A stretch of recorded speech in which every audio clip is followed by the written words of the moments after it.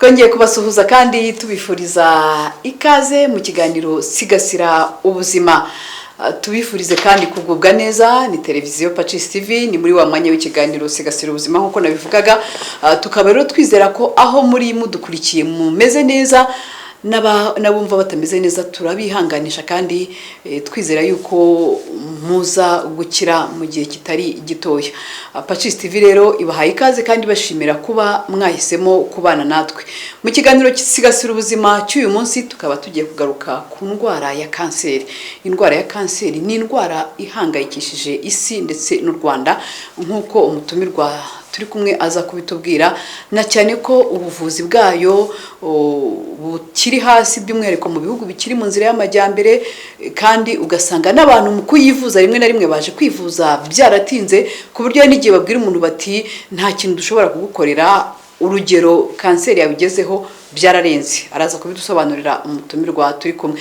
Mu kanya ndi gutegura ikiganiro nasomaga mu nkuru yanditswe na umuryango mpuzamahanga wita ku buzima OMS cyangwa se WHO, bakaba bavuga yuko kanseri iza ku mwanya wa kabiri mu ndwara zihitana abantu ku isi. Hanyuma mu bushakashatsi bwakozwe mu mwaka wa 2015 bagaragazaga ko miliyoni 8.8 z'abantu batuye isi zahitanwe n'indwara ya kanseri, kandi kimwe cya gatatu kikaba kigaragara mu bihugu bikiri mu nzira y'amajyambere n'u Rwanda rurimo. Ikindi nuko zimwe mu mpamvu zishobora kuba imbarutso yo kurwara kanseri, hari izindi nyinshi zishobora kubaho, ariko ahanini izagaragaye nuko harimo umubyibuho ukaribije watewe nyine n'indyo ituzuye. Ikindi nuko harimo gufata itabi n'inzoga ku rugero rukabije. Ikindi ni ukudakora imyitozo ngororamubiri. Ikindi ni ukudafata imboga n'imbuto ku rugero rushimishije. Ngizi impamvu zagaragaye eshanu zikuze kuza kwisonga mu mpamvu zishobora gutera indwara ya kanseri. Natinze rero reka mbamenyesha umutumirwa turi kumwe ni Dr. Cyprien Shyirambere, akaba ari umuyobozi wa Partners in Health mu karere ka Burera, ariho nyine ibitaro bya Butaro bibarizwa, ariko by'umwihariko akaba ari inzobere mu bijyanye no kuvura indwara ya kanseri, akaba akorera mu bitaro bya Butaro. Tumuhaye ikaze Dr. Cyprien. Murakoze cyane. Dr. Cyprien rero aha ni kuri Pacis TV, ni televiziyo ya Kiliziya Gatolika ariko roho nzima mu mubiri muzima. Niyo mpamvu ikiganiro nk'iki sigasira ubuzima kibaho, kugira ngo abakurikira Pacis TV bamenye n'uburyo bwo kwitwara neza, basigasira ubuzima bwabo ariko basigasire na roho zabo. Dutangira rero navugaga ngo indwara ya kanseri iteye inkeke. Nk'umuganga uzobereye mu bijyanye no kuvura indwara ya kanseri, by'umwihariko gukorera mu bitaro bya Butaro nka centre dufite kugeza ubu ngubu ivura indwara ya kanseri, ese namwe mubona ko ari indwara iteye inkeke? Murakoze cyane. Nk'uko bavuze, amazina yanjye ni Dr. Cyprien Shyirambere, nkaba nkuriye ibikorwa by'umuryango Partners in Health mu karere ka Burera. Nkaba nishimiye kubana namwe muri kiganiro. Nibyo koko nk'uko bivuze, indwara ya kanseri ni indwara ihangayikishije igihugu cyacu nk'uko ihangayikishije isi, kandi koko wabivuze ko mu gihe ibihugu byateye imbere byo bigeze kuri mu kuvura iyi kanseri, ariko twebwe mu bihugu byacu biri mu nzira y'amajyambere turacyabona imbogamizi, turacyafite imbogamizi nyinshi, ariko hari n'urugendo rwatewe kugeza ubu ngubu mu kuvura iyi ndwara ya kanseri. Wenda ku bijyanye n'ubuvuzi turaza kubigarukaho mu buryo bwimbitse, munatubwira mu by'ukuri mu bitaro bya Butaro uko muvura izi indwara ya kanseri, ari naho muza no kutubwira wenda indwara ya kanseri ishobora gufata uruhe rugingo. Twagira ngo mubanze musobanurire abakurikiye Pacis TV, ese koko iyi ndwara ya kanseri yisobanuriye abantu ni indwara iteye ite? Murakoze. Kanseri ntabwo ari indwara imwe, ahubwo kanseri ni uruhurirane rw'indwara zihuriye ku kuba uturemangingo tw'umubiri ari two twita amaserire dutangira gukura mu buryo budasanzwe, tukabyara cyane, bikaba byatera nk'ikibyimba ahantu, ariko noneho ubwo burwayi bukaba bushobora no kuva aho bwatangiriye, niba ari ku kaguru hano bukahava ndetse bukaba bwajya mu bindi bice by'umubiri, bikajya nko mu bihaha cyangwa mu bwonko cyangwa ahandi. Nuko nasa nk'usobanura kanseri icyo ari cyo. Kanseri rero ishobora gufata ibice byose by'umubiri, ishobora gufata ubwonko, ishobora gufata uruhu, ishobora gufata umwijima, ishobora gufata ibere, ishobora gufata inkondo y'umura. Ibice byose by'umubiri bishobora gufatwa na kanseri. Kanseri ishobora kurwara abana bakiri batoya. I Butaro tujya twakira abana bafite umwaka umwe, ndetse hari n'abo tujya twakira bafite amezi nk'atandatu, kugera ku byiciro byose by'abantu, haba abakiri abajene ndetse n'abakuru. Ariko ubushakashatsi bugaragaza ko uko ugenda ukura ari nako ibyago byo kurwara kanseri bigenda byiyongera. Ese kanseri ni indwara yandura cyangwa ni indwara y'uruhererekane mu miryango? Kuko hari igihe usanga bavuga bati nyirakuru yishwe na kanseri y'ibere cyangwa y'inkondo y'umura, none na mama niyimwishe, ni ukuvuga ngo n'undi umwana w'uwo mubyeyi nawe afite ibyago byo kurwara. Nibyo irandura, ni uruhererekane? Urakoze cyane. Icyo kibazo ni cyiza kubera ko abantu benshi babara iki kibaza. Kanseri ntabwo yandura. Ntabwo yandura, ariko nk'uko bivuze kanseri ishobora kuba uruhererekane mu muryango. Urugero natanga ni nka kanseri y'ibere.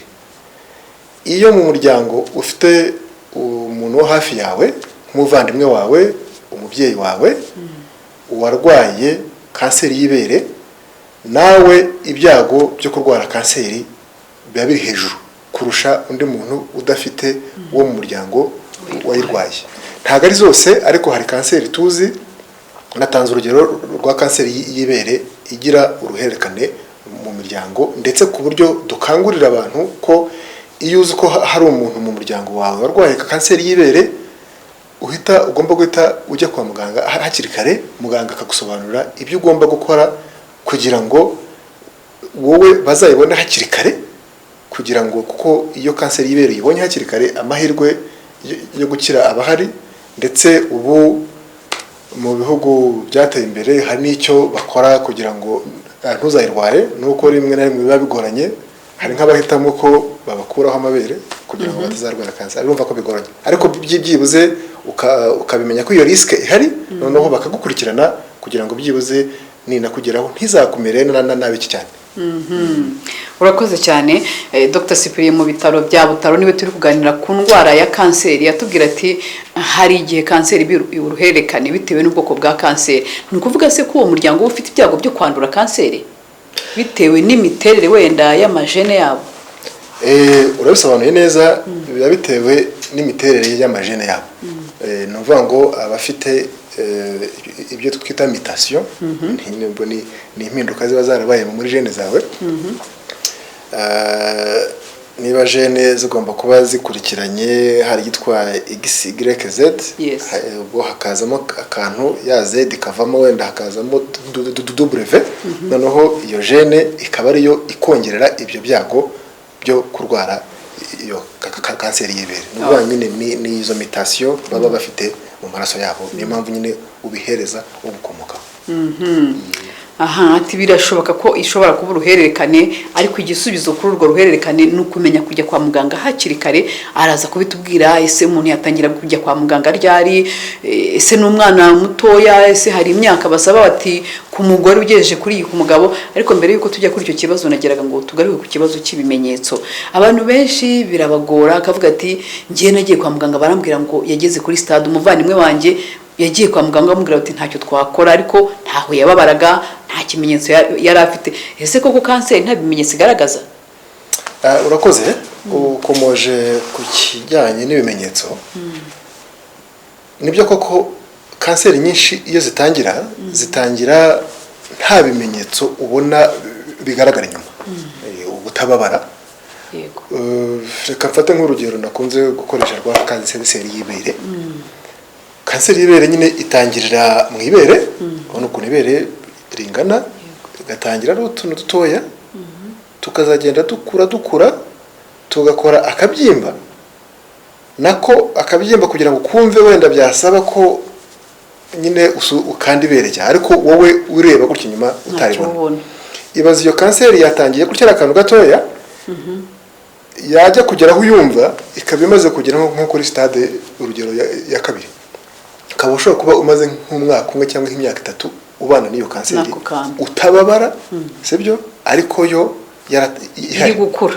Ndetse hari na nguhaye urugero, hari nk'abajya baza kwa muganga akaza akorora cyangwa ababara mu gatuza cyangwa yumva ataka umugongo, kandi we mwibere nta kibazo, nta kintu kiri inyuma kigaragara. Twakora nka scanner y'umugongo tukabona amagufwa ye yarangiritse, turimo kumusuzuma twari tumubwira ati mwibere ryawe harimo iki kibazo.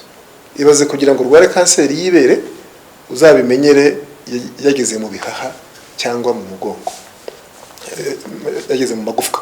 Urumva ko donc nibyo koko kanseri gitangira ntago ibabaza, ntago ibimenyetso uba ubibona. Akaba ari impamvu nyine dukangurira abantu ko ku myaka runaka uza kwa muganga, kubera ko twebwe abaganga tuba twarabihuguriwe, dufite n'ibikoresho dukoresha kugira ngo tubashe kuba twabona iyo kanseri yawe ikiri hasi, kubera ko amahirwe yo kuyivura agakira aba ari hejuru cyane. None mugako muri kuvuga muti niyo mpamvu dukangurira abantu kuza kwa muganga ku myaka runaka kugira ngo bisuzumishe ibyo batubwira gukora medical check up hakiri kare, bityo uhabwe amahirwe yo kuba wavurwa hakiri kare. Ko kanseri isigaye ifata n'abana batoya, ukumva umwana ukiri uruhinja nawe ngo kanseri yamufashe, icyo gihe ni wakwisuzumisha ku myaka ingahe? Umubyeyi yasuzumisha abana be? Nibaza ni ikibazo kigoye ubu ngubu. Kera bajyaga batubwira bati ku badamu guhera ku myaka yari 35 40, ku bagabo 45, ariko ubu sigaye ubona no mu bana kanseri iteye inkeke. Urakoze, icyo kibazo ni cyiza. Igisubizo natanga nuko nagusobanura ko kanseri ari uruhurirane rw'indwara nyinshi, ntabwo ari indwara imwe. Ibyo rero bigatuma buri kanseri bitewe n'aho ifatira n'uburyo navuga bwo kuyirinda bugenda butandukana. Ndetse ngerageza kugereranyiriza, kugeza ubu ubushakashatsi butugaragariza ko muri kanseri zose abantu barwara 1/3 aricyo dushobora kwirinda. Wakomoje nko ku bana, nk'ubu kugeza ubu nta kintu turamenya gifatika wakora kugira ngo urinde kanseri z'abana. Fasha nka kanseri tubona cyane hano ari iwacu ku ivuriro rya Butaro, kanseri zifata amaraso, kanseri z'amaraso zitwa leukemia, kanseri zifatira mu mpyiko bita nephroblastoma, zikunze gufata abana. Kugeza ubu nta kintu tuzi wakora kugira ngo uzirinde, ariko icyo dukora ni ukwigisha ibimenyetso bya kanseri. Twavuga tuti nubona umwana wawe arimo agira umuriro mwinshi udasobanuka, utarimo ubasha kubona impamvu yawo, yego byahindutse tuvuga ngo ni infection, ngo typhoide. Nubona umwana ari gutakaza ibiro cyane ku buryo budasobanutse, kandi ubona umwana wawe rwose nta yindi mpamvu isobanutse. Nubona umwana arimo atangiye kugenda byimba ahantu, ukabona azanye nk'utubyimba mu ijosi, ibintu bimeze nk'amasazi, bimeze nk'amasazi, ukabona umwana inda ye yabyimbye mu buryo budasobanutse, ukabona umwana ari kuva amaraso ahantu mu buryo budasobanutse, wamuborosa ukabona arava amaraso, ariko ukabihuza na bya bimenyetso bindi twavuze byo kugira umuriro, byo gutakaza ibiro, byo kubira ibyuya nijoro cyane, kubera ko nyine ni ibimenyetso biba biri hamwe. Ntabwo wabona umwana gusa abiri ibyuya nijoro atarwaye wenda ngo ugire impungenge, ariko ibyo bimenyetso ukabifatira hamwe, iyo utangiye kubibona witinda, genda ubwire muganga uti muganga umushaka kunderera ko uyu mwana wanjye nta kanseri afite, kubera ko iyo tubibonye hakiri kare hari icyo tutubasha gukora umwana agakira.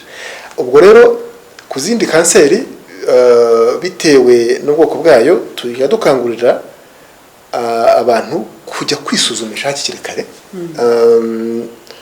Dufashe nk'urugero twavuze, reka mfate nk'urugero rwa kanseri y'inkondo y'umura, kuko iyo na kanseri y'ibere nibyo ubu ngubu birimo guhitana abantu benshi cyane, kuko muri kanseri zose tubona 1/3 cyazo ni zibasira abagore, kanseri y'ibere na kanseri y'inkondo y'umura. Kandi hari amahirwe menshi yuko kanseri y'inkondo y'umura yo wanayirinda burundu. Ubu buretse ko bagiye bakingira abakobwa ngiye kubigarukaho.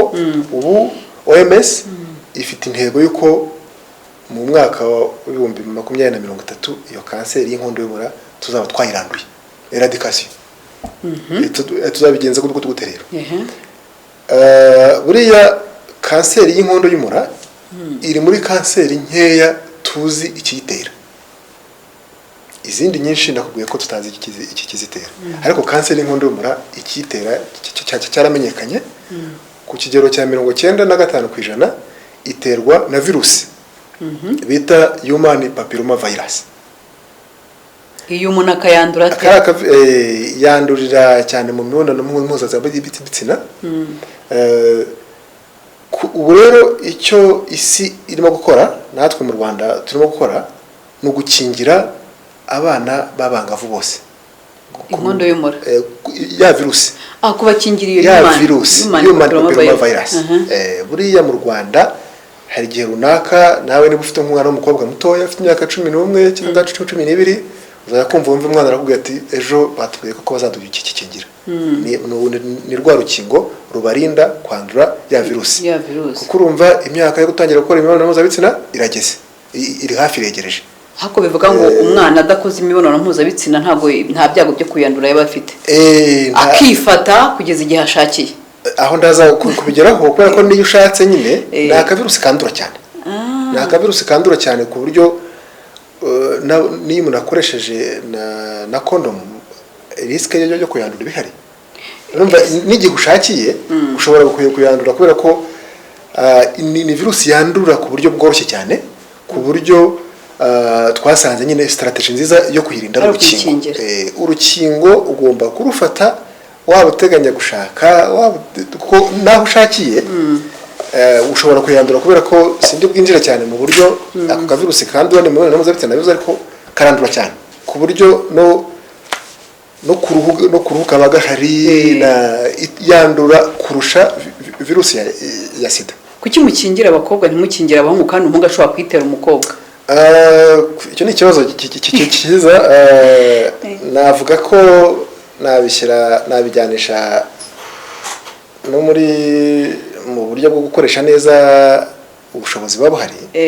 Ni uburyo bwo gukoresha neza ubushobozi buhari, ariko icyo kibazo ni kiza kubera ko higezwe no gutekereza no kuba n'abana b'abahungu bakingirwa, ariko ingingo zirahenda burya. Ingingo zirahenda rero turimo gukingira dukingira abafite ibyago byinshi nkuko wabonye muri covid babanza bagakingira kwa muganga, bagakingira abakuze, natwe bakazatugira n'abandi bakazabageraho.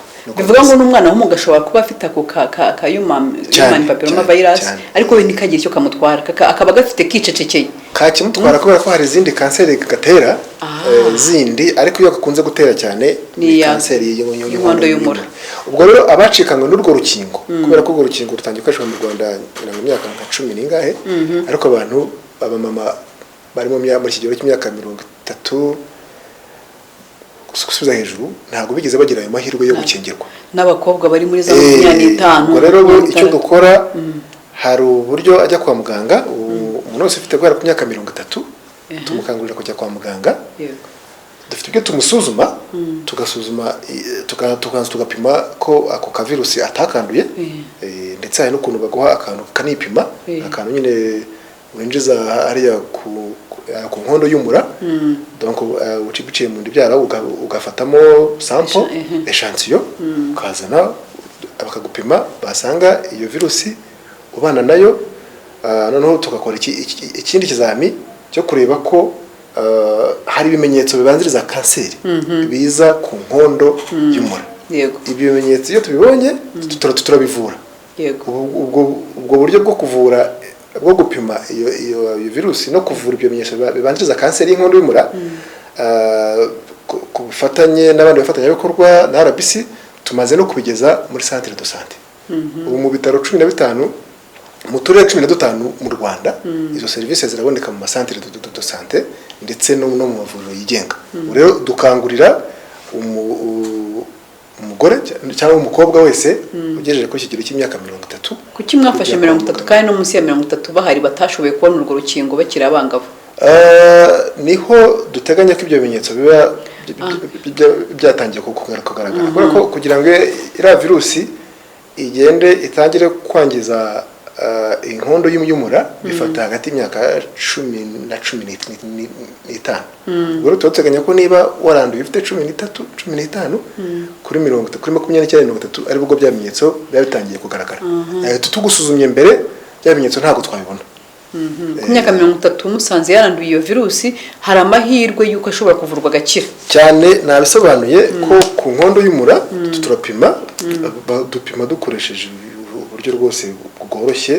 Hari nko dukoresha acide acetique nka vinaigre, tukabona niba inkondo y'umura igomba kuba ari ubururu, yego, tukabona agace gatangiye kazazaho kanseri kabaye wenda umuhondo, yego. Handi h'umuhondo dufite ukuntu twoherezayo ubushyuhe n'akantu gatoya gutya, tugasa nabyita gushiriza, ariko bidagize hahandi bya bimenyetso byari kuzakomeza bibyara kanseri, tukabihagarika. Yego. Ubwo ibyago byo kuzarwara kanseri tukaba tubikuyeho. Rero ibyo bifatanyije na rwa rukingo, urumva ko nizo ngamba zihari kugira ngo iyi kanseri y'inkondo y'umura tuyirandure. Muri uko gupima rero n'igihe basanga wenda waramaze kurwara kanseri, nabwo urumva ibibonetse hakiri kare, noneho bakakohereza ku ivuriro.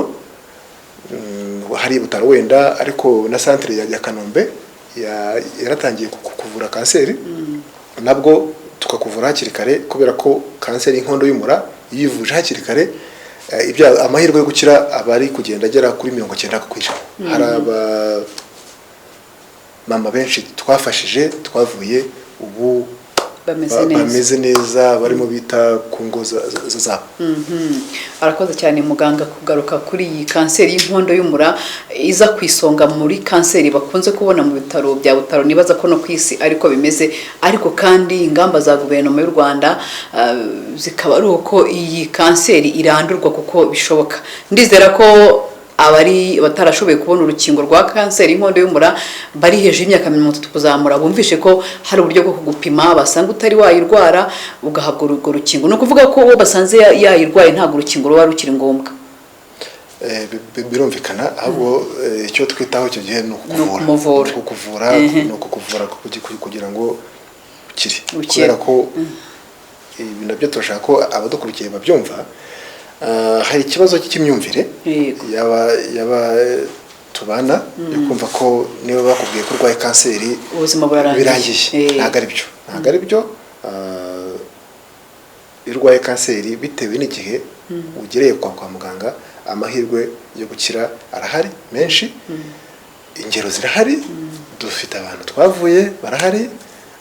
Nuza kudusura ibutaro wenda ushaka kuzabona, ariko nawe nahuba ubu tumaze gufasha abantu batari bakeya, ku buryo ahubwo nabo tubasaba ko badufasha gutanga iyo message, kubera ko rwose nka za kanseri twavuze, kanseri y'ibere, kanseri y'inkondo y'umura, ntago zagombye kuba zihitana abamama, abantu abanyarwanda zihitana. Ubu ngubu hari icyo tugomba gukora kugira ngo umubare wabo zihitana tuwugabanye, ndetse nk'inkondo y'umura tuyirandure, n'urwaye ibere nawe tumuvura akire. Niyo gahunda ihari. Harakabazo nibaze kubaza, wavuga uti guhera ku myaka 30 kuzamura kugeza he? N'ufite 60, n'ufite 70, umukecuru nawe agende yipimisha arebe ko iyo gahunda ya screening tuyiteganya kuba afite hagati y'imyaka 30 kugera kuri 49. Kubera iki mugo nukuvuga ngo 50 ntago abagifite ibyago byo kwandura atarayanduye mbere? Ahubwo turabasuzuma kugira ngo turebe ko noneho ahubwo niba yararwaye iyo kanseri tubone hakiri kare tumuvure. Ariko byandi byo kuhagarika bya bimenyetso biganisha kuri kanseri, byo tuba duteganya ko niba yarayanduye ku myaka 12 byanze bikunze ku myaka 50 ubwo ibaye iri gutera kanseri yagaragaje ibimenyetso yaba ari guteye. aha buretse rero kanseri y'inkondo y'umura na kanseri y'ibere mwatubwiraga ko biza ku isonga muri kanseri zikunze kugaragara mu bitaro bya Butaro. Izindi kanseri mubona muri iyi myaka zisa nkaho ziri kwigaragaza n'izi? Murakoze cyane. Nko mu bakuru uretse kanseri y'ibere n'inkondo y'umura, izindi kanseri tutubona mu bagabo ni kanseri ya prostate. Buriya abagabo benshi barwara kanseri ya prostate, cyane cyane ku myaka yigiye hejuru, guhera ku myaka 65 kuzamura, ndetse yo hari n'abana nayo batabizi akazajya kubona uko wenda yananiwe nko kwihagarika, cyangwa se yavuye muri prostate yageze mu bihaha cyangwa mu magufwa. Turi no kubona cyane kanseri zifata mu igogora, kanseri z'igifu na kanseri z'amara nazo turimo kuzibona cyane.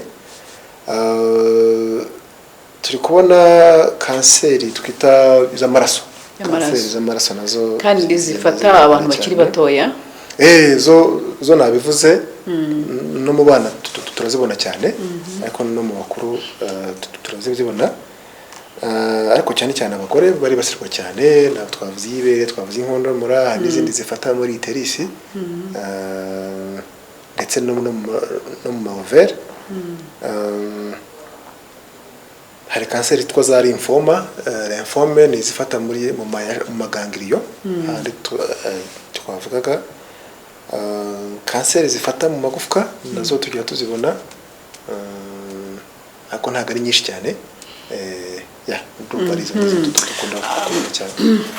Umuntu yakwibaza atari ko iyo muri kutubwira iyo kanseri ishobora gufata, nigeze kujya mu bitaro by'Ikabgayi batubwira kanseri yo mu jisho, batwereka umwana bakuyemo ijisho basanze rifite kanseri, ugasanga nta rugingo, kanseri yo mu kanwa ugasanga inshinya zarahiye, ukabona nta rugingo n'uru na rumwe kanseri ishobora gusiga. Umuntu akibaza se iyo murebye ubushakashatsi iyi ndwara ya kanseri yahozeho kuva na kera, cyangwa se bitewe n'iterambere, bitewe n'imihindukire n'indwara iri kugenda izamuka, biri guterwa n'iki? Urakoze. Kanseri yahozeho, kanseri yahozeho kubera ko iyo usoma ibitabo, isoma ibikorwa n'ubushakashatsi, yego, kanseri ni indwara yavumbuwe kera, ariko uri kwibaza uti kuki turi kwibona ari nyinshi ubu ngubu, ni ukubera iki? Twe tubona biterwa n'impamvu ebyiri. Impamvu ya mbere ni uko ubushobozi bwo kwipima bwariyongereye. Kera nta myaka 10 ishize mu Rwanda nta muganga w'umunyarwanda n'umwe wari uzi gupima kanseri, nta n'umwe.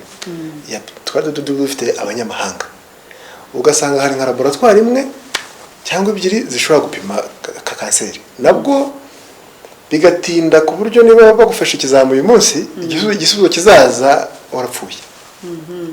Bagapfa bati azize ifumbi, azize amarozi. Ariko ubu tugeze ku rwego, nko ku ivuriro rya Butaro tugeze ku rwego tugufata ikizamini uyu munsi, ni kuwa gatanu, kuwa mbere tukaguha igisubizo. Urimo urumva urwo rugendo twakoze kugeza aho wafata ikizamini umuntu, mu gihe bafataga chance bakayohereza za South Africa, bakazohereza ikazaza umuntu bavuze bati uwo muntu yishwe n'uburozi kandi ari kanseri nyinshi. Kuba ubushobozi bwo gupima kanseri mu gihugu bwariyongereye. Ubu dufite laboratwari zirenga 5 mu gihugu zipima kanseri.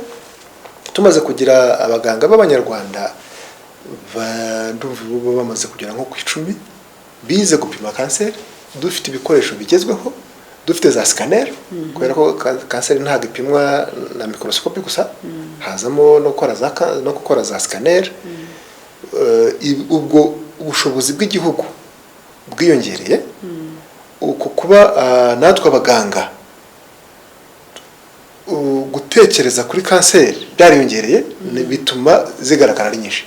Kuko nabikubwiye, iyo tubonye umurwayi aho kumubonera muri malaria gusa, umurwayi afite umuriro ngo ni malaria ni typhoide, turavuga tuti se ko malaria tutayibonye, iyi ntiyaba ari kanseri, tugahita dushakisha vuba ku buryo duhita tumenya. So navuga ubwo hari ukwiyongera k'ubushobozi mu gupima kanseri. Icya kabiri wagikomojeho ni uburyo abantu dusigaye tubaho, biza muri za mpamvu biragaragara ko ikirere dukoresha umwuka cyarahumanye, ibiryo turya, ibintu bikoreshwa mu guproduza ibyo biryo turya, ibyo byose nabyo turi gukeka ko nabyo bishobora kuba biri mu nta bushakashatsi nakoze, ariko iyo hypothèse yuko modernisation y'isi, iterambere naryo riri kugenda ryongera ibyago byo kurwara amakanseri. Nabizi uburyo bwo kubika ibiryo, uburyo bwo kubishyushya, bwo kugira gute no kubihinga ubwabyo. Ariko navuga ko mu Rwanda twebwe turacyafite amahirwe yuko turacyabasha kubona izo mboga zikiva mu murima, turacyafite amahirwe yo kujya kubona izo mbuto nubwo zihenze, wenda n'ikirere cyacu ntikirandura cyane. So izi nizo mpamvu ebyiri dukeka ko kanseri zirimo ziyongera cyane. Murakoze muganga, nagira ngo noneho tugaruke kuri icyo kintu byimbitse cy'ubushobozi bw'u Rwanda mu kuvura indwara ya kanseri, by'umwihariko binyuze mu bitaro bya Butaro mukoramo, ku bijyanye n'ese ubushobozi bwacu bugarukira hehe, ese umuntu avurwa mu gihe kingana iki, ese umuntu avurwa ate, bimeze biti? Murakoze cyane. Ikintu cya mbere ni ugushimira leta y'u Rwanda kuba ishyira ingufu mu kuzamura ireme ry'ubuvuzi mu Rwanda. Hashize igihe kinini ubona ko harimo ingufu zigaragara zirimo gushyirwa mu buvuzi bwa kanseri.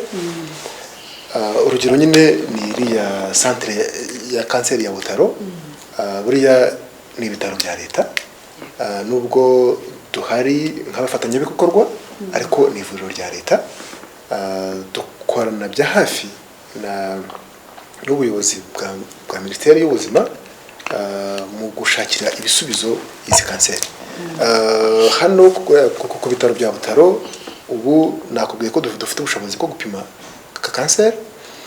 Dufite imiti yibanze ikoreshwa mu kuvura kanseri ariyo yitwa chimiotherapy, ndetse dufite n'umuganga w'inzobere ubaga abakenewe kubagwa. Icyo tutarabasha kugira hano ni za mashini za radiotherapy zikoresha mu gushiririza kanseri, ariko i Kanombe zirahari. Ubu nabwo ni amahirwe akomeye cyane ko dufite na centre i Kanombe mu bitaro bya gisirikare, aho bafite imashini zigezweho kabuhariwe mu kuvura kanseri dukoresheje uburyo bw'imirasire, aribyo twita radiotherapy. Urumva rero navuga ko tumaze gutera intambwe igaragara mu kuvura kanseri, ariko urugendo ruracyahari kubera ko icyo tugamije ni uko rwose tugabanya umubare w'Abanyarwanda bicwa na kanseri, kandi ibi birashoboka. Mukurikije umubare w'abantu babagana mu bitaro bya Butaro, bigaragara ko baje bafite ibimenyetso bigaragaza ko bafite indwara ya kanseri, n'ubushobozi bw'ibitaro bya Butaro mu kuvura indwara ya kanseri, ese birahura cyangwa se abantu ni benshi mugereranyije n'ubushobozi, ku buryo hari n'abantu baba bafite nk'amarandevu mu gihe, cyangwa se mukavuga mutereka duhere kuri abangaba nibo tugubona ko kanseri imaze kugeza kuri stade avance? Bihagaze gute mu bijyanye n'ubushobozi bw'ibitaro bya Butaro na domande n'abantu mugomba kuvura? Urakoze cyane. Ikigaragara cyo nuko umubare w'abarwayi ba kanseri cyangwa abantu baza gushakira serivisi za kanseri i Butaro ugenda wiyongera buri mwaka, ndetse ukabona binashatse no kurenga ubushobozi bwacu, ariko natwe tukagira icyo dukora kugira ngo ubwo bushobozi bwiyongere. Urugero, duherutse kuzuza inzu y'icumbi ry'abarwayi. Ni inzu ifite ubushobozi bwo kwakira abantu bagera kuri 70 kubera ko twagiraga ikibazo cy'abantu baza kwivuza akaba ntafite igitanda mu bitaro cyangwa ntakeneye kujya ku gitanda cyo mu bitaro ariko akabura haryama mu gihe hategereje kubona na muganga cyangwa mu gihe abonanye na muganga ariko wenda amubwiye ati jya gukoresha ibizamini. Urumva nk'iyo nzu twashyizeho idufasha kwakira abantu bagera kuri 70 kandi tukabasha no kubitaho tunabagaburira. Iyo nzu navuga ko yadufashije kongera ubushobozi bwacu kuko kwita ku barwayi. Ubu dufite umushinga uzatangira mu kwezi gutaha wo kwagura ibitaro bya Butaro tukongeraho ibitanda bigera ku 180 tukazanamo imashini zigezweho za scanner tukongera umubare w'abaganga. Ibyo byose ni ibigamije kugira ngo umurwayi waje atugana adasubirayo, ariko navuga ko ubu ngubu ku bw'amahirwe nta murwayi uraza utugana ngo asubireyo atavuwe kandi ubushobozi bwo kumuvura buhari. Nagira ngo twongere tugaruke tukiri ku buvuzi bw'indwara ya kanseri, ari nabyo nibaza abantu bavuga bati kanseri ntago ikira nubwo bakubwira bati wakize genda ariko iragaruka. Kuki usanga igice kinini cy'abagore bavuye kanseri wenda bakarica ukajya kumva nyuma y'imyaka ngo ryafashe n'irindi bere, ukumva nk'umudamu basanze afite kanseri y'inkondo y'umura mu gihe runaka ngo yari metastage yafashe no mu mugongo cyangwa se ikindi gice. Ibyo muradusobanurira impamvu. Ikindi wenda nibaza ko ariyo mpamvu abantu bavuga ko kanseri bavuga ko idakira nuko usanga bifata igihe kirekire ndetse bigatera n'ubukene mu muryango kubera wa muntu asiragira agaruka ari muri zo za chimiothérapie ari muri za radiotherapie. Mutubwire kuvura kanseri ubundi bitewe naho yafashe bifitewe n'urugingo mubishyira mu gihe kingana iki kugira ngo muvuge munatubwire muti amahirwe yo gukira abangana gutya bitewe n'urugero kanseri igezeho. Urakoze. Nibyo koko kuvura kanseri bisaba umwanya, bisaba ubushobozi ndetse bisaba no kwihangana. Kubera ko bitewe na stade kanseri yawe igezeho cyangwa bitewe n'ubwoko bwayo, hari igihe uza ugakenera ko tubanza kuguha imiti ya chimiothérapie kugira ngo ikibyimba cyawe wenda kigabanuke kugira muganga uzakubaga abashe kukibaga neza. Wenda izo chimiothérapie tukaba wenda twazi gutera nko mu gihe cy'amezi 4 n'urugero. Amezi 4 yarangira ukabagwa. Wamara kubagwa hari igihe ukenera guterwa indi miti nk'andi mezi 2 cyangwa 3 cyangwa se ukaza gukorerwa chimiothérapie nayo ifata ibindi byumweru 6. Ibyo bintu biteranije ubwabyo urumva ko bimaze gutwara amezi 8. Amezi 8 umuntu aza kwa muganga muri rendez-vous, sibyo? Ndetse niyo radiotherapie yarangira ntago tubwira ngo utahe, turakubwira ati uzagaruke muri rendez-vous nyuma y'igihe runaka. Ariko byibuze umwaka wa mbere wo umara cyangwa amezi 3 ya mbere yo uyamara uza kwa muganga ugenda ugaruka.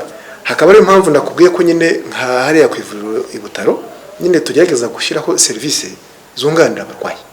Iyo umurwayi muhaye iryo cumbi, iryo funguro, hari nabo tubasha guha amatike ndetse nabo tubasha guha ibiryo batahana iyo ubonye umuntu nyine akeneye kuzamura imirire ye. Ibyo byose tubikora kugira ngo umurwayi atagera hagati nyine ubushobozi bukanga agacika intege akabicikiriza, kubera ko iyo ucikirije ibyo twakoze byose bibaye imfabusa. Wabuze uti rero byose ntacyo bimaze ntikira iragaruka. Ndagira ngo rwose mbwira abadukurikiye ko kanseri yije kwivuza hakiri kare ikavurwa neza amahirwe yo gukira arahari arahari. Ariko n'ibyago byo kuba yagaruka nabyo birahari ko nyine biterwa no kuba ubye waje nyine yaramaze waje yaratinze yaramaze kugera kure cyangwa se wivuje nabi, sibyo? Niba tugomba gutera chimiothérapie buri byumweru 2, sibyo? Wowe unyujijemo urarengeje wirengeje ibindi 2 uje nyuma y'ukwezi. Kandi ngo tugira ngo dufatirane kanseri serire zigiye gukura zongere zipfe. Wowe watinda kuza twaduserera tukagenda tukabye twihembera gake kuza kubona ikibyimba twavuraga hano tutuzi ko twakuvuye bakize, kumbi haro twasigayemo tukagenda twihembera kubona cyagarutse hano cyangwa cyaje hanga. Umuti rero nta wundi ni wa wundi jya kwa muganga kare sibyo kugira ngo tuyisuzume hakiri kare kandi kurikiza gahunda muganga aguhaye niba ari kuza guterwa umuti uhagere niba ari ukugerageza kwiyitaho kugira ngo imiti ikore neza ubikore turabizi ko hazamo ikibazo cy'ubushobozi ariko natwe tugerageza uko dushoboye kose kugira ngo twunganire umurwayi muri ubwo bushobozi bukeya afite. Urakoze cyane rero kuri icyo kintu usoreje uti twunganira umurwayi muri ubwo bushobozi. Hari abantu benshi twagiye tuganira bari kuri za chimiotherapy bari kuri za radiotherapy bavuga bati byica umuntu ugasanga imisatsi yavuyeho ugasanga yarananutse. Ese kuki mubanze musobanurire kuki imiti mutera abantu igira izi ngaruka zishobora no gutuma abantu bacika intege gukomeza kuyiteza? Urakoze cyane. Iyo uri guhangana n'umwanzi bitewe n'ubukana bw'umwanzi nawe ukoresha uhangana nawe nyine nabyo biba bikaze. Nabyo bikaze ni ukuvuga ngo iriya miti ya chimiotherapy nyine uko igenda yica ziriya serire za kanseri hari nubwo nyine yica n'utundi duserire nyine tw'imisatsi ukabona umuntu imisatsi yarapfutse ariko nyine urumva ni ukushyira ku munzani gushyira ku munzani ukareba iki imiti kumariye n'ibibazo guteza ntawe babihuriye iki kumariye n'icyo cyinshi kuko gupfuka umusatsi nibyo koko nyine ugaragara nabi ariko ya miti birangije umusatsi uragaruka cyane. Ubu duhuye n'umuntu twavuye kanseri mu myaka 2 ishize ntabwo wabimenya ntabwo warabuko imisatsi iragaruka uruhu rwa rwarahindutse umukara rurongera rugacya kandi tukumvikane nitutakuvura biragenda bite urapfa kandi umuntu urabiza apfa rimwe usize abana batoya bagomba kurera ejo ukazabashingira icyo rero gusa ikindi turimo gukora nuko turimo kugerageza kugenda dushaka imiti ishobora kukuvura neza ariko ingaruka igutera zikaba nkeya kuko iyo miti nayo igenda iboneka. Ni imiti bita target therapies ni umuti rwose ugenda ukakuvura ukabuza izo kanseri gukura noneho zikagenda zishiramo ariko utangije umubiri wawe cyane nkuko bivuze nyine binatuma na courage z'umurwayi zo kugaruka kwa muganga gufata undi muti ziyongera. Kera bajyaga bavuga bati muri ndwara za kanseri cyangwa se ubwoko bwa kanseri bugorana budakira ariko n'abantu baba babyivugira ndetse n'abaganga rimwe na rimwe bakabivuga wenda no kwiterambere ryari ritaryaza bavuga kuri kanseri y'amaraso. Nagira ngo mutubwire kanseri y'amaraso ivurwa ite? Hari abatubwiye bati hari igihe bakuvanamo amaraso yose bakongera bakagutera bakagutera andi abandi batereka ni imiti bamutera ikagenda yica udukoko nyine turi mu maraso. Kanseri y'amaraso Butaro muyivura mute ko abantu benshi bamaze gukirira muri Butaro bafite kanseri y'amaraso? Urakoze cyane. Ibyo bavuga nava ko bifite ishingiro kubera ko niba urwaye kanseri y'urutoki sibyo kuruca biroroshye yego sibyo tukiruciye kandi umuntu abaye casualty ariko ubuzima burakomeza ikibazo gikuyeho wenda usigaye umutera imiti kugira ngo wenda kanseri zarenze hano zikazamuka ugenda uzica ariko no yibaze amaraso iri mu maraso urumva birasaba ingufu nyinshi ku buryo hari nk'ubwoko bwa kanseri z'amaraso tuvura hafi imyaka 3 umuntu tumutera imiti imyaka 3 icyo bavuze imiti ishobora kumuhitana cyangwa mukagera hano mukabona ubuzima bwe bumeze nayo mukaba muyihagaritse. Turamukurikirana yamutera ikibazo tukaba duhagaritse tukamuha ibimuzamurira abasirikare. Hari n'ubundi buryo bukoreshwa iyo imiti yonyine itabashije kugira icyo ikora cyo kumuteramo umusokoro kubera ko buriya serire zo mu maraso ziva mu misokoro. Uvuga ngo irwaye kanseri yo mu maraso burya ni imisokoro yawe udakora neza. Uvuga ngo niba igomba kuzanamo serire zimeze gutya iyo hari ikibazo umusokoro ikazana serire zihengamye nk'icupa izo serire arizo zagombye kuba za globule rouge zitwara oxygene ntabwo zibasha gukora akazi kazo neza. Hari ubwo buryo rero bwo baguteramo undi musokoro wundi ariko nyine bagucisha hari uburyo butandukanye bwo kubona kuba bawukura mu wundi murwayi wundi, noneho bakawugutera kugira ngo ugende noneho use nkaho muri icyo gihe urimo gusimbura wa wundi wawe, noneho ugenda ukora amaserire mazima. Bivuga ko umuntu ibyo nibyo ngira ngo bavuga umuntu wo muri famiye gutanga umusokoro muri famiye y'uwo muntu urwaye.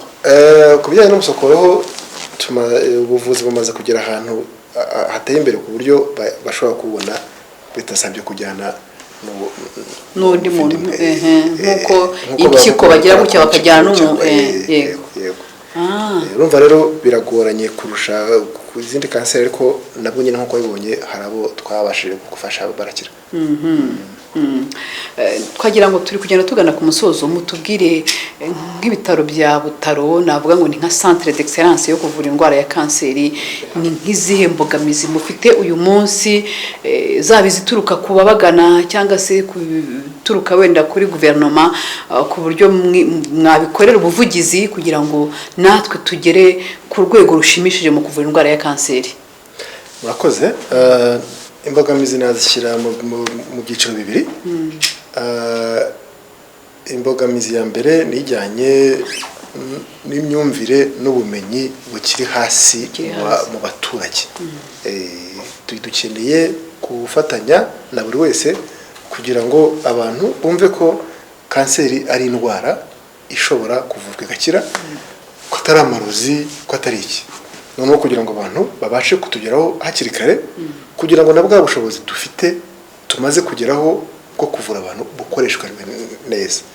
Icyo ni icyiciro kimwe. Icyiciro cya kabiri ni icyiciro cy'ubushobozi. Ubushobozi bwo kuvura kanseri buracyari bukeya. Dukeneye gukorana n'inzego zose wabivuze, ndetse na guverinoma ikongera imbaraga ishyira mu kuvura kanseri. Nk'ubu nakubwiye ko kugeza ubu imiti ya kanseri ziriya za chimiothérapie ntago mituweli de santé irazishyura.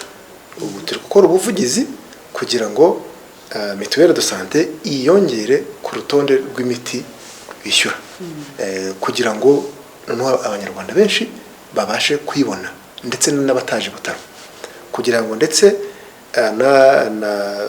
n'abafatanyabikorwa noneho bashyire ubwo bushobozi bwajyaga muri chimiothérapie mu bindi biri hejuru, kubera ko turacyakeneye, urugendo ruracyari rurerure cyane. Ubwo hari no kongera ubushobozi abaganga, tukabona abaganga b'inzobere mu kuvura kanseri. Dukeneye abaganga b'inzobere mu kubaga kanseri,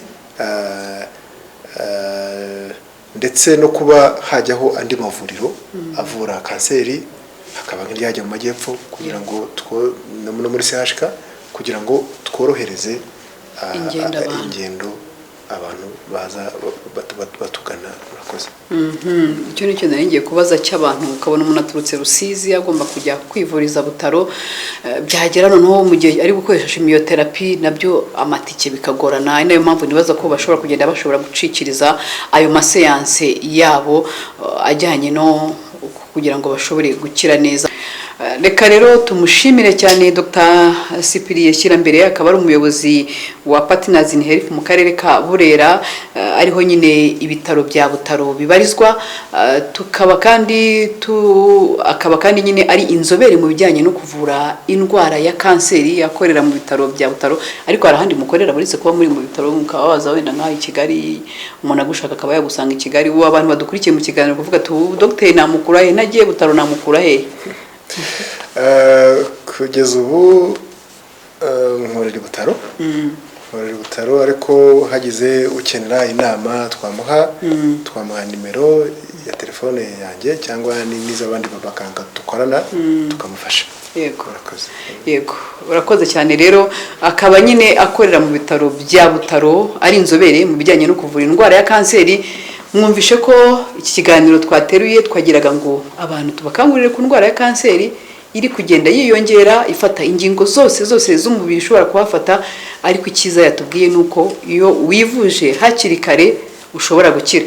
Kwivuza hakiri kare nuko abantu bashobora kujya bisuzumisha, cyane cyane abakobwa, abagore, kanseri y'ibere, kanseri y'inkondo y'umura, wisuzumishije kare ishobora kuvurwa igakira. Ariko no ku zindi kanseri hari ibimenyetso yatubwiraga nko ku bana, bwira ababyeyi ibyo ushobora kubona ku mwana bidasanzwe, birimo umuriro wa hato na hato, birimo umwana agakorora katarangira, kwa kundi usiragira kwa muganga ntibabone indwara, wagombye gutekereza n'iki kintu cya kanseri. Ubwo rero ni byiza yuko abantu bamenya kwisuzumisha hakiri kare no kwivuza neza, bizatuma ducukubira n'indwara ya kanseri. Dogiteri, tugana ku musozo nubwo nari nasoje, hari ukuntu ibitaro bitabona icyo kintu cy'indwara ya kanseri. Umuntu akakubwira ati umwana narasiragiye imyaka 2 ntacyo babonaga. Ibitaro bya Butaro ni bufatanye iki mufite amahugurwa mu bitaro bitandukanye by'uturere cyangwa se mu gihugu hose, kugira ngo mubakangurire kujya bashobora gukora za transfer igihe cyose babona ko umubyeyi amaze gusiragira cyangwa se umuntu mukuru, bakamwohereza hakiri kare amazi atararenga inkombe? Urakoze. Icyo kibazo kirahari koko, ko hari ahantu hamwe na hamwe usanga n'ubumenyi mu baganga cyangwa abantu bakora kwa muganga nabwo bukiri bukeya ku bijyanye n'indwara ya kanseri, ndetse n'aho umurwayi yabasha kubonera izo serivisi kugira ngo bahamwohereze hakiri kare. Turi kubona rero na RBC kugira ngo hari amahugurwa yagiye aba, hari n'andi turimo gukora, ariko icyo tugamije ni ukugira ngo abantu bakora kwa muganga bagire ubwo bumenyi buhagije, kuko ni ibihe bimenyetso bya kanseri. Ese niba ntabashije gufasha uyu murwayi hano namwohereza hehe? Ikindi kintu turimo gukora, turimo gushyiraho turashaka kuzashyiraho abantu twakwita abanavigeta, ni ukuvuga ni ukuba ibitaro bivurirwamo kanseri birimo umuntu, ku buryo niba dusanze ugomba kujya mu bitaro bya CHK tukubwira tuti fata nimero ya telefone, uyu muntu aragufasha kubona rendezvous muri CHK, cyangwa yaragufasha kubona rendezvous yo kuzavurirwa i Kanombe. Kuko nanone usanga wohereza umuntu tujya Butaro ntahazi yahagera bitewe n'umwakire, nabwo asanga turagira ngo azageze i Butaro yahamagaye afite umuntu uri umwakire, najya CHK agereyo yahamagaye afite umuntu uri umwakire, kugira ngo icyo kintu cyo kuba umurwayi yasiragira yabuze umuha serivisi kandi ari uburenganzira bw'umurwayi, icyo kintu nacyo kigabanuke. Arakoze cyane Dr. Cyprien. Turizera yuko ibitaro bya Butaro, leta y'u Rwanda muri rusange, ku bufatanye n'abafatanyabikorwa u Rwanda mu myaka mike uzaba rufite ubuvuzi buhanitse ku ndwara ya kanseri, bityo n'indwara ya kanseri ikagabanuka, zampfu z'abantu baducikaga kubera ko kanseri bayivuje amazi yarenze inkombe, kubera ko ubuvuzi ntacyo bushobora gukora, ngira ngo bizagabanuka. Ariko abanyarwanda natwe dufite uruhare rwo kumenya kwivuza hakiri kare, kwivuza neza, bityo twunganire ubuvuzi bwacu mu gucukubira n'iyi ndwara ya kanseri.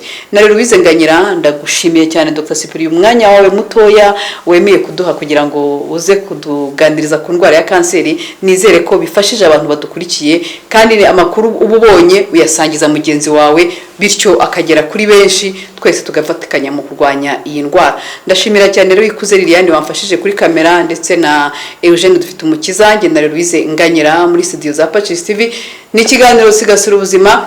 Mwumvaga Dr. Cyprien bivuga ati ntudusura, ubutaha nzaza mu bitaro bya Butaro naniganiriye buryo ubuhamya bwubaka abantu bakumva koko kw'indwara ikira, wari ufite imyumvire kwidakira akabimenya. Ubutaha wenda tuzanyaruka tujye mu bitaro bya Butaro tuganire, tunirebe n'ubuvuzi koko imbona nkubone uko bumeze. Naho ubutaha mukomeze kunogerwa na gahunda Patches TV yabateguriye. Murakoze.